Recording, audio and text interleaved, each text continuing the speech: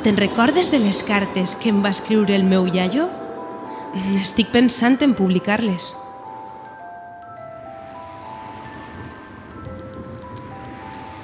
Volguda Aitana, la meva terra, la teua, està plena de llocs meravellosos.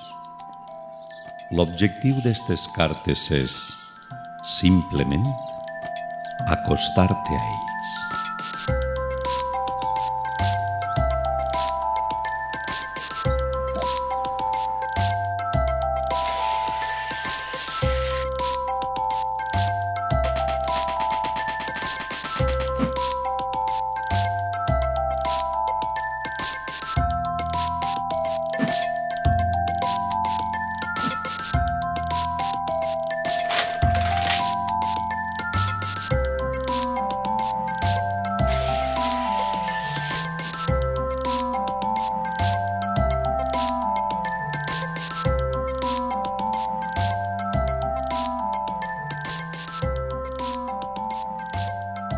Sant Miquel dels Reis, per on començar?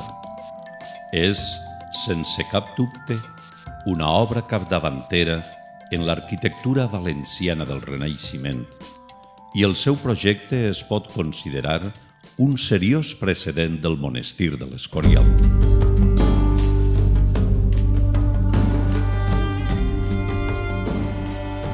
Fundat en 1546 per Ferran d'Antequera, acomplint el testament de la seva difunta esposa, Germana de Foix, el monestir de Sant Miquel dels Reis donava resposta a les funcions de panteó reial, monestir i església commemorativa.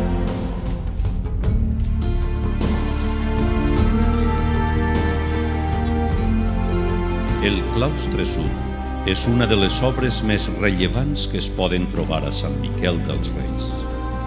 La seva construcció va durar 40 anys i hi van participar alguns dels mestres més importants de l'època.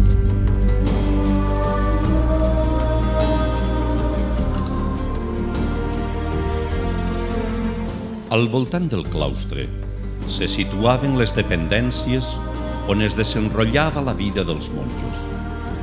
Cal destacar la sala capitular, lloc on es reunien els monjos a llegir els capítols de la Sagrada Escriptura, la capella dels Reis i la llibreria destinada a contindre la famosa biblioteca del Duc de Calàbria.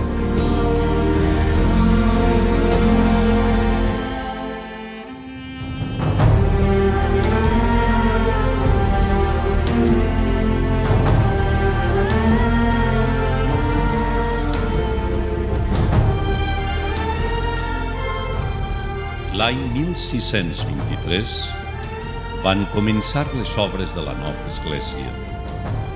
La portada va ser una de les primeres façanes retaule de València.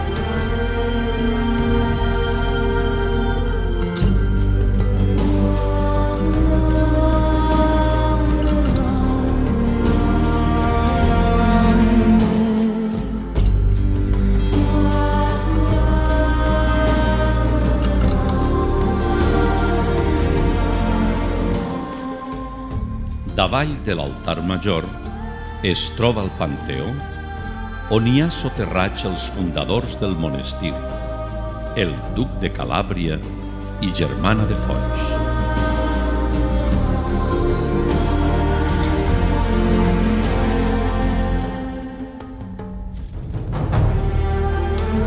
El claustre nord va ser projectat el 1763 com a imitació del claustre sud. Però les obres es van paralitzar a principi del segle XIX i no es va arribar a acabar mai. Les mesures desamortitzadores de 1835 van comportar que el monestir passara a mans de l'Estat, que va decidir condicionar Sant Miquel dels Reis com a presidi nacional. D'esta forma, es van construir dos galeries penitenciàries al pati nord.